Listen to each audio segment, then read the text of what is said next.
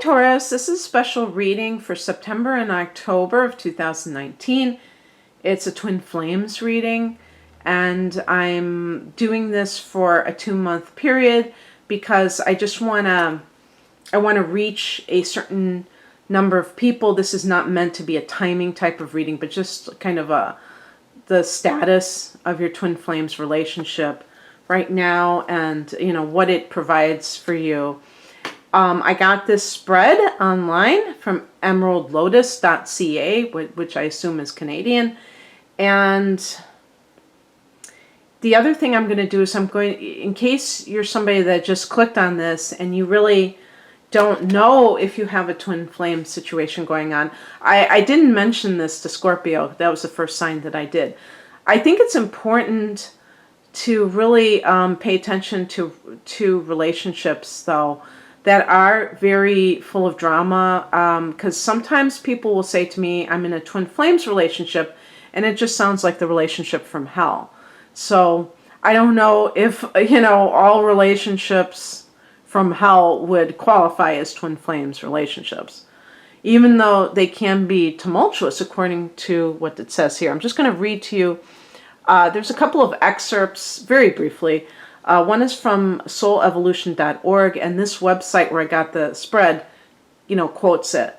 Twin flames are the other half of our soul. We each have only one twin, and generally after being split up, the two went their separate ways, incarnating over and over to gather human experience before coming back together. Ideally, this happens in both of their last lifetimes on the planet so they can ascend together. So you probably haven't had many lifetimes with your twin. And then the other excerpt I wanted to read from here is from something where it says, it's called alpha imaging, whatever that is. When twin flames do incarnate together, the coming together is often chaotic and stressful.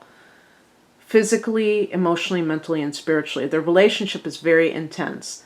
The romantic, loving version we all think of is really for twin souls. Now, I thought twin souls and twin flames were interchangeable, but I guess not. Twin flames come together as two mirrors of each other. They are there to reflect back to each other the truth of themselves. What is reflected is not only the beauty of themselves, but also their imperfections, attachments, and emotional baggage. Okay, so there's a little basis for this, and I'm going to put out the cards, and then I will tell you what each position represents. I had a very good experience. It felt really good to me when I did Scorpio's reading, so I'm excited to do this for you.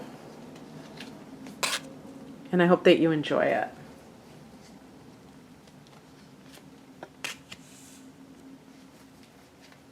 And any card that's not, you can't see at the moment, it will be held up, so don't worry.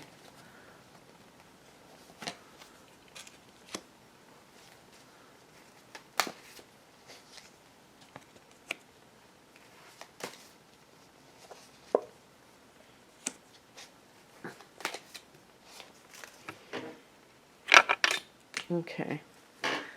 Well, my cord went out, so I gotta... The last card has been interesting in both of these cases. Seems very on point. Okay. So the first position is the card that represents your energy with this person, which is very interesting because this is Earth energy. The Three of Pentacles is the card of teamwork, the Architect's card. And not to say that you're both Earth signs. I just want to make that clear. But whatever your vibration is within this relationship, it has a strong vibration of a tangibility of building, of being like builders together. And so I could even see that some of you meet in the workplace because that's where you're vibing at, is that kind of productivity. And trying to, if you think about like an architect who is designing a building, or the people, this isn't just the architect, but the people actually coming together to build something. the structure that they're building, they want that to last. So they're designing things very specifically. An architect is designing something, and they have to watch out for any kind of weakness. They're looking to make it solid and make it lasting. And so I notice sometimes, just in relationships in general, that the two people seem to mesh very well as like a team. Teamwork. Yeah, this is a card of teamwork. And even though I'm emphasizing the pentacles part of it, which is kind of like the material result of it, it could be something just in terms of cooperation, the spirit of cooperation. But I do sense that there is some tangibility factor here. So you may be business partners even too. Even if this is like a marriage situation, you may own a business together. So that's what the energy like is, very grounded. Okay, the second card is, what is the two of your purpose in this lifetime? Oh, wow. Could this be more perfect? Now, I know a Taurus person, don't let your mind go into the gutter here.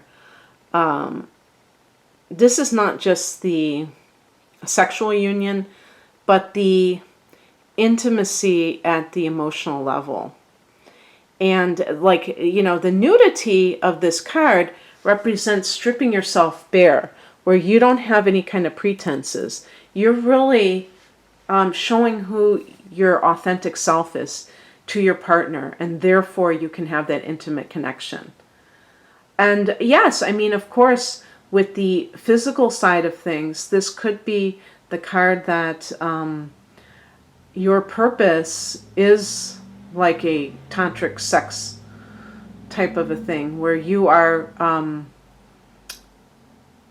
you're using the path of sensuality as your dharma.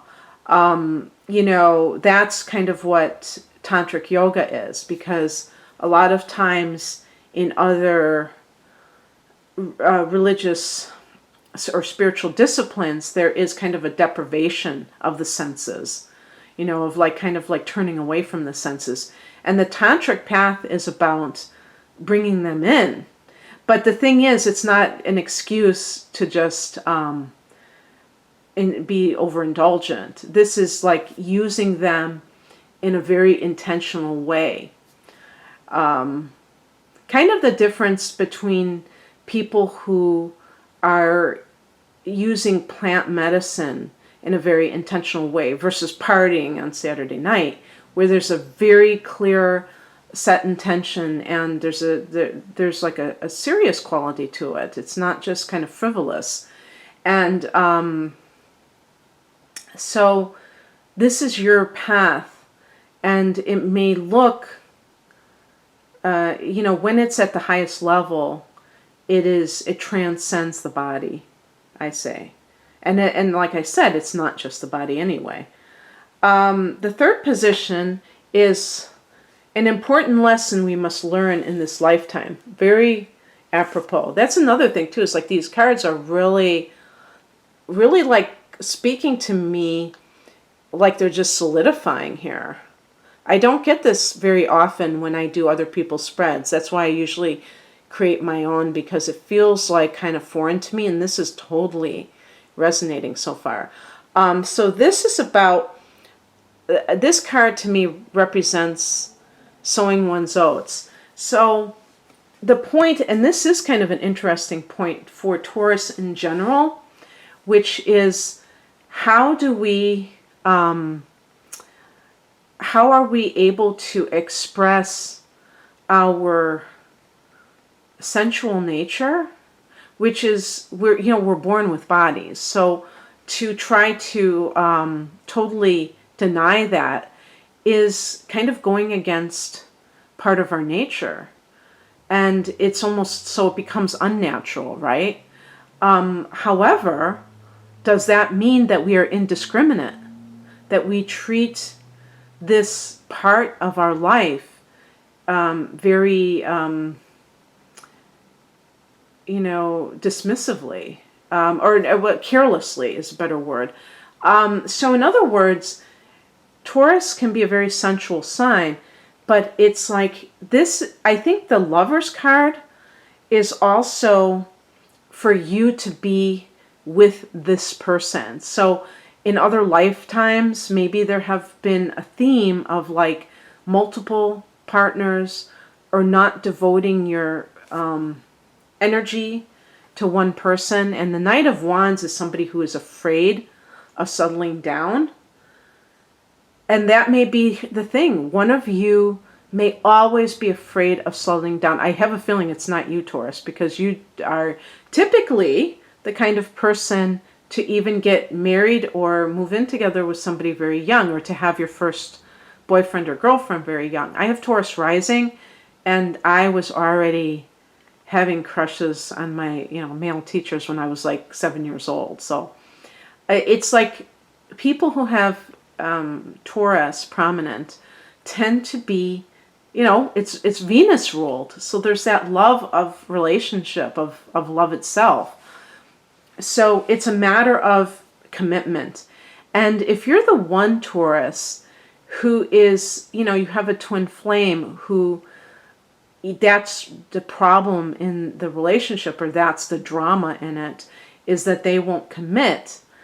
There's an interesting thing that I have kind of come up with, I think, on my own, where people have told me, I love this person, but, they never say that they love me, or they cheated on me, or whatever. Something that makes them think that the other person is not as committed. And I say, well, then just love them. It's like a lot of times we use love as this demand, like, okay, I love you, therefore you have to do X, Y, and Z for me. And that's not really love. Love is like you love. Now, in this twin flame scenario, if that person goes off because they're afraid of commitment, or they think, yeah, it could be that, but, let's say you're involved with a Gemini and they think there's so many beautiful flowers that I could be, taking my pollen from. Why should I stick to this one flower? If you just open your heart and say, I love this person, and nothing they do is going to change that, then you have fulfilled your part of this twin flames scenario. Okay. The fourth position is, how can we grow from this lesson? Now, the lesson being about fear of commitment on one person's end. The Seven of Swords. Sometimes this can be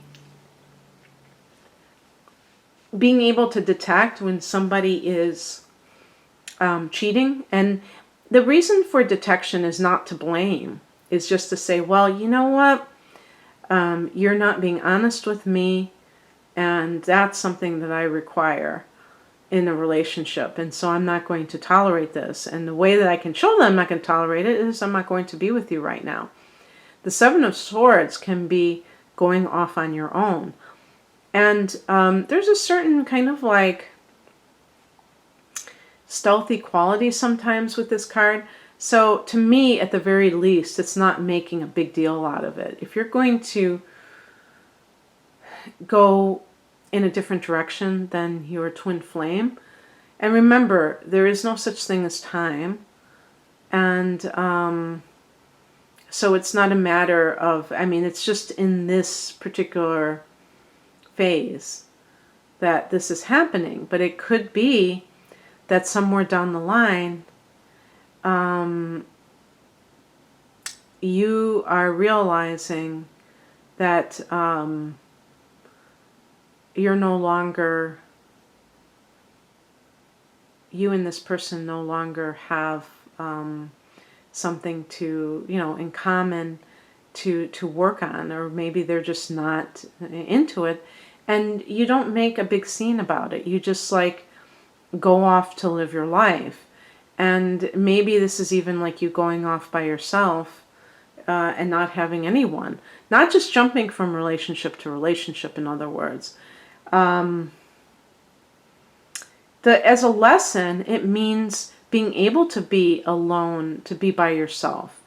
Yes, I do believe that sometimes people tend to be dependent in relationships and dependent on relationships, not just one particular relationship, but relationships in general. So they just are like, even if they're monogamists, they're serial monogamists. They go from one thing to the other, and they're afraid of being alone. So don't be afraid of being alone, Taurus.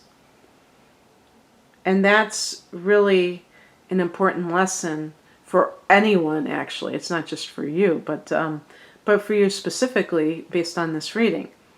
Okay, the fourth position is, how can we grow from this lesson?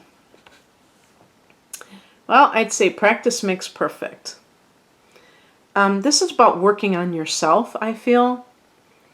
And, with Pentacles, well, first of all, Pentacles is earth energy, so that's yourself in a nutshell.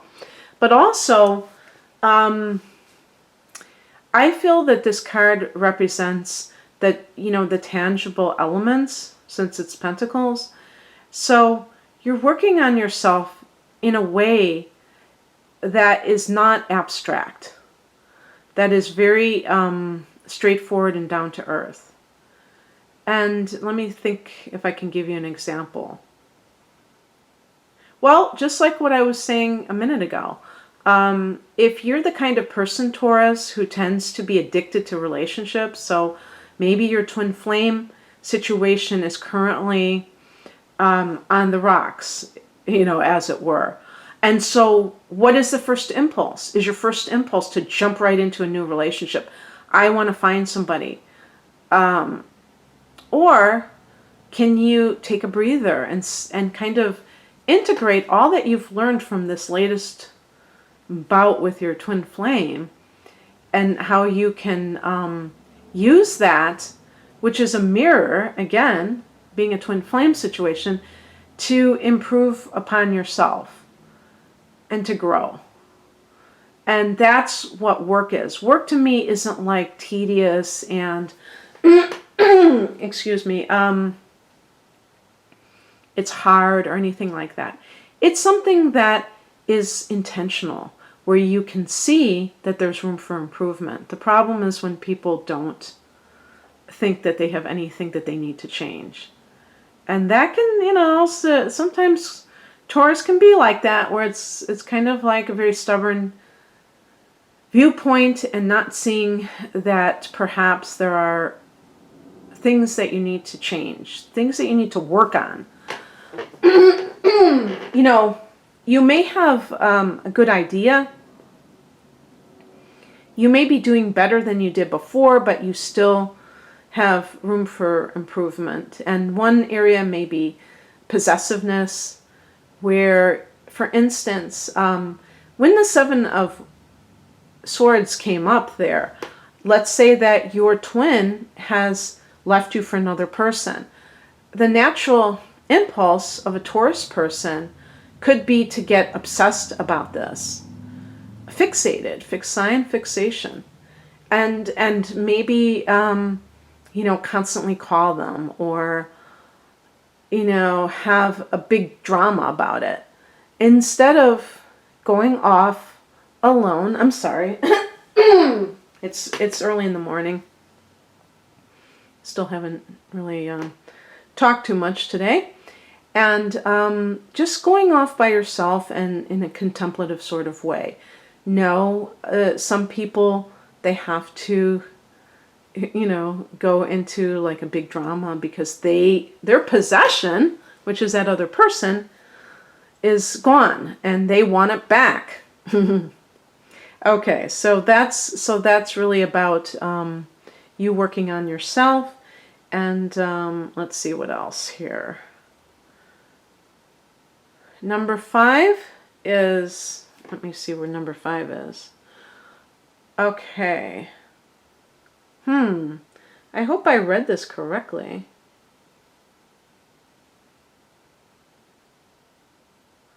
Okay, what did I do as number 4? Okay, I think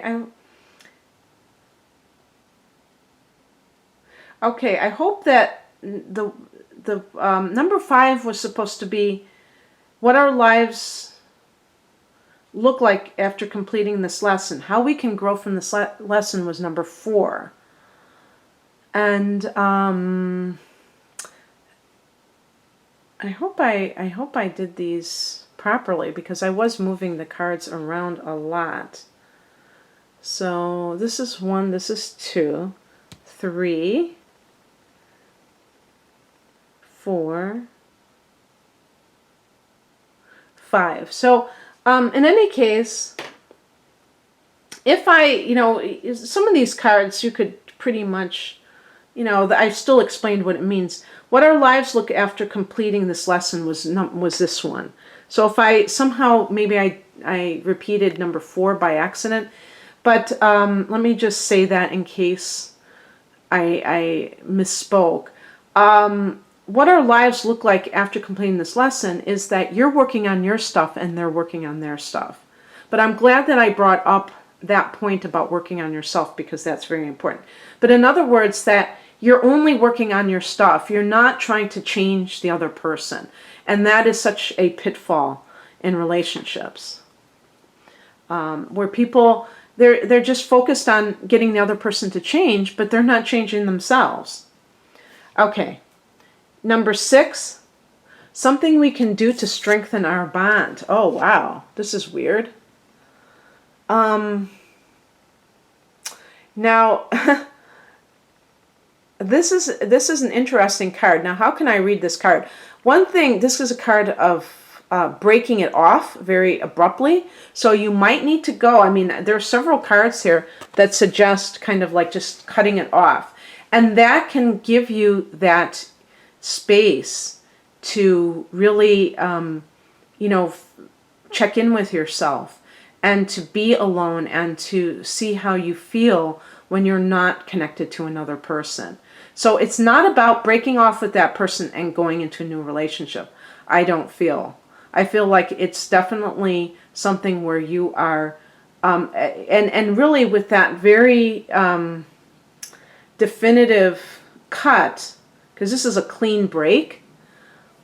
I mean, it's possible that this could be for the rest of your life. Now, I said I'm not, or I will tell you, I'm not an expert on twin flame situations, Taurus, so I can't, and it'd be foolish to take advice from somebody online, obviously. But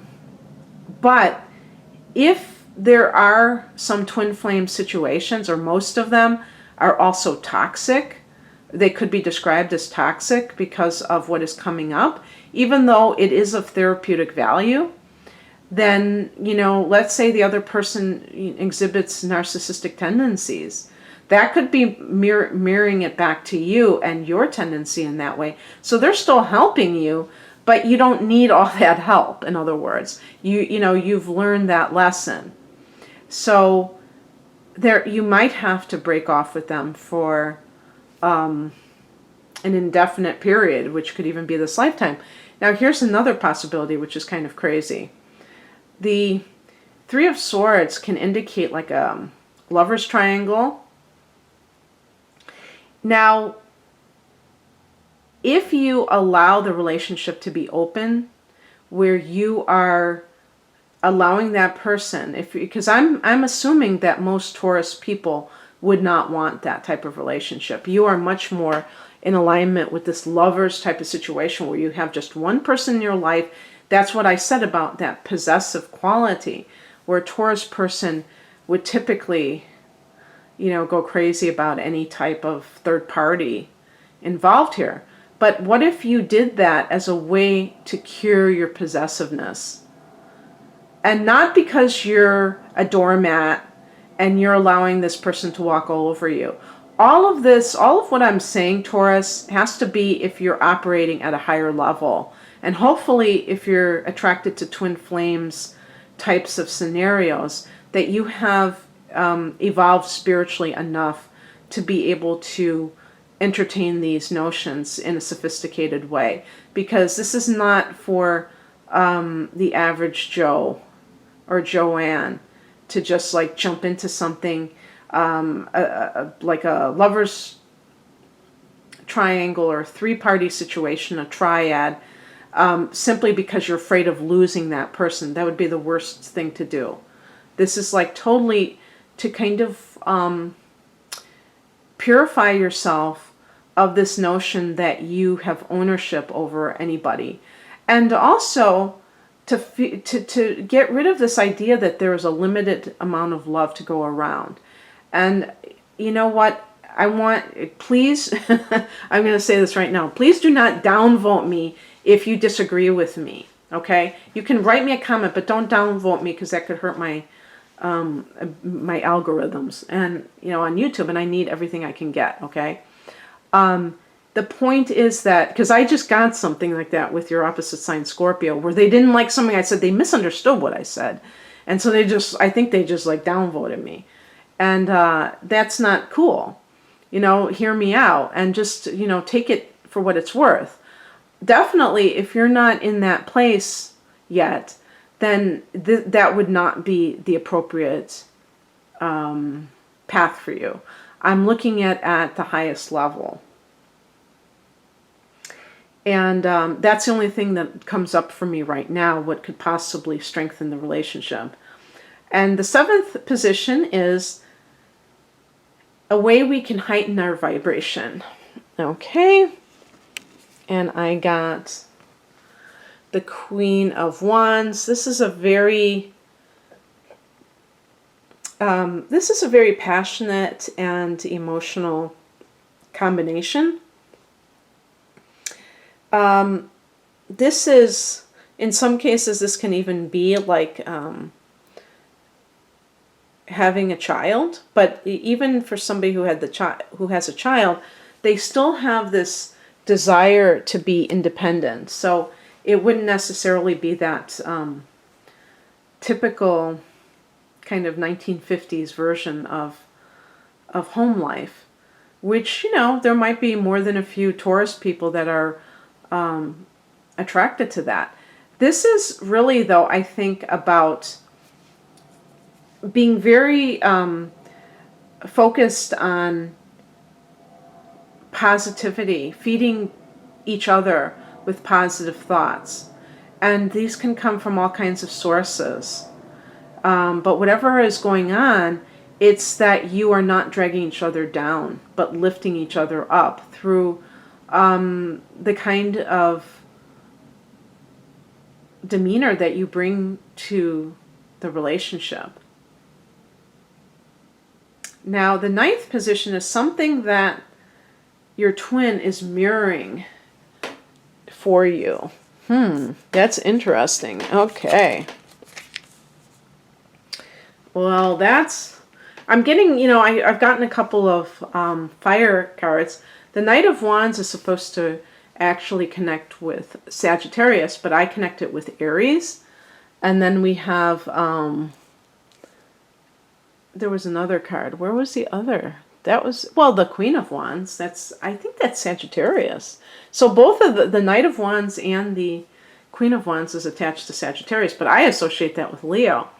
So this is what the person is mirroring for you. Boy, does this sound right up a twin flames alley.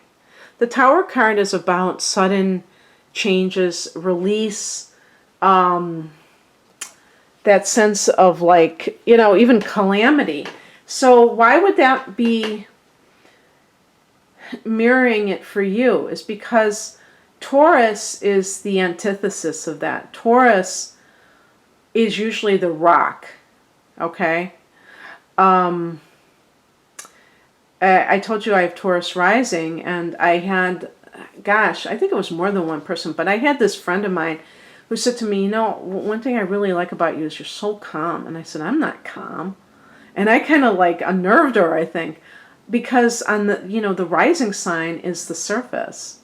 This is what people see. They don't see underneath unless they spend a lot of time with you. So Taurus is the rock. You know, it's flappable. But that doesn't mean that you are like that. I mean, we all need to experience dynamic change in our life. Maybe not constantly, because that would be too chaotic, wouldn't it? But the Taurus, the person with a prominent Taurus, can be very adverse to change and really crave familiarity. That makes a Taurus person feel comfortable. Sometimes new experiences can be kind of like not so pleasant, because the Taurus person likes predictability, where other people might find predictability very stifling. So I'm thinking that perhaps you're with somebody who is like so different from you, that they're mirroring back to you things that you need to become more like. Now, not to this level of chaotic, but at least more open to change. So, you know, like a Gemini or an Aries person in particular, of the, you know, Aries of the fire, maybe an Aquarian or a Gemini person. People that just are very, although, you know, Aquarius is a fixed sign too, so sometimes, but Aquarius is perfect for the Tower, because they can shock people, they can surprise people out of the blue, okay? And it's something that maybe as a mirror holding up to you, you know, also, like, are you too, like, deeply entrenched in whatever your current reality is? And life is change, there's no question. And then the 9th card is, what can I do to help my twin reach their highest potential? And this is like very similar to what I got with Scorpio. Now, I wonder if some of you are involved with a Scorpio, because I even associate this card with a Scorpio, because it's Cups, which is water energy, and 8. Scorpio rules the 8th house. But with Scorpio, I got the World card, which is kind of like closure or endings.